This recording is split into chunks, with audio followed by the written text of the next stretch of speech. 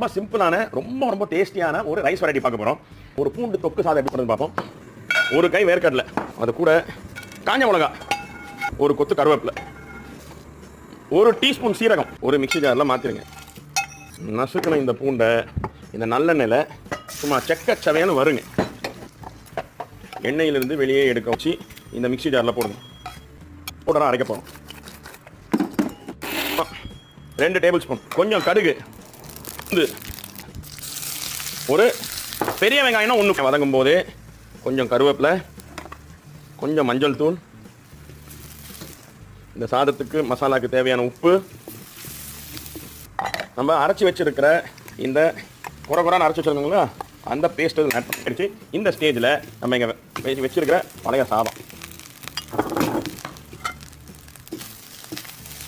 பூண்டு தொக்கு சாதம் உங்களுக்கு